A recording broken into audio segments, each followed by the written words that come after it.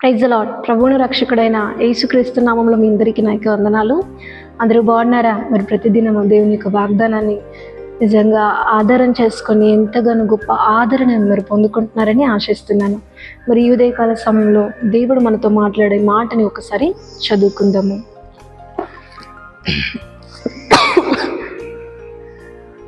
యెషయా గ్రంథము 54వ అధ్యాయము 10వ వచనము. పర్వతములు తొలగిపోయినను, మెట్టెలు తద్దరిల్లునను, నా కృప నిన్ను విడిచిపోదు. ఆమేన్. చాలా చక్కటి యొక్క వాగ్దానాన్ని దేవుడి రోజు మనకు అందించి ఉన్నాడు. దేవుని యొక్క వాగ్దానము మనకు సెలవిస్తుంది ఏంటంటే, పర్వతాలు తొలగిపోయినను, మెట్టెలు తద్దరిల్లునను కూడా నా కృప ఎప్పుడూ కూడా నిన్ను విడిచిపోదు అని చెప్పేసి దేవుని యొక్క వాగ్దానం అనేది మనకు సెలవిస్తూ ఉంది. భూమి తన స్థానాన్ని తప్పినప్పటికీ కూడా దేవుడి యొక్క వాగ్దానం మన పట్ల ఏదైతే, దేవుడి యొక్క కృప మన పట్ల ఏదైతే ఉంచబడి ఉన్నదో అది కూడా తొలగిపోదు అని చెప్పేసి దేవుడు మనతో మాట్లాడుతున్నాడు. నిజంగా కృప అనేది మనకు అనుగ్రహించబడింది మన నీతి చేత కాదు, కానీ దేవుడి యొక్క జాలి. ఆయన మన యందు జాలిపడే దేవుడే ఉన్నాడు. కాబట్టి నిజంగా మనుషులు ఏం చేస్తారో మనలతో మాట్లాడడానికైనా, వాళ్ళ యొక్క జాలి మన మీద చూపించడానికైనా ఏదో ఆశిస్తారండి మన దేవుని. అవును కదా?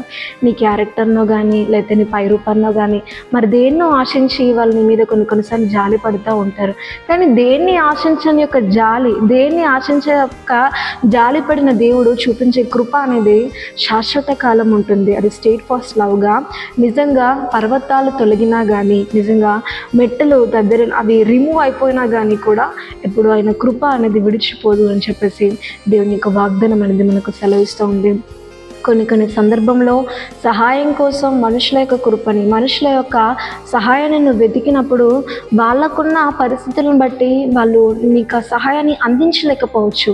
కానీ ఎప్పుడు కూడా దేవుడు నీ విషయంలో తన కృపను తొలగించకుండా దేవుడు ఏం చేస్తాడంటే, నీ ప్రార్థనలోనూ, నువ్వు చేసే పనుల్లోనూ, ప్రతి విషయంలో దేవుడు ఆయన కృపను మీ జీవితంలో చూపించి, నిజంగా మనుషులు మీ విషయంలో బిజీ అయిపోయినట్టు, మనుషులు మీకు సహాయం చేయడానికి అందుబాటులో లేనట్టు, ఆయన ఎప్పుడు కూడా బిజీ అయిపోయో అందుబాటులో ఉండకనో, ఎప్పుడు కూడా మీరు అడిగితే ఆయన మొరపెట్టక ఉండేవాడు కాదు. కానీ నిజంగా భూమి తన స్థానాన్ని తప్పిన, పర్వతాలు తొలగిపోయినప్పటికీ కూడా ఆయన ఖచ్చితంగా తన కృప ఎప్పుడు కూడా వీడిపోకుండా మీ జీవితంలో చూపిస్తాడు అని చెప్పేసి దేవుడి రోజు మనతో మాట్లాడుతున్నాడు. కనుక అట్టి కృపను ప్రతిదినము మీరు పొందుకుంటున్నారు కాబట్టి భయపడకండి. కృప చూపించగల దేవుడు నాతో ఉన్నాడు కాబట్టి, నా యందు జాలిపడే దేవుడు నాతో ఉన్నాడు కాబట్టి నేను ఎందుకు భయపడాలి అన్న క్వశ్చన్ మీలో మీరు ప్రతిదినం వేసుకుంటూ మీరు ముందడిగేయండి. ఖచ్చితంగా నిజంగా మంచి ఆత్మీయ అనుభవంలో కృప వెంబడి కృపని మీరు పొందుకోగలుగుతారు.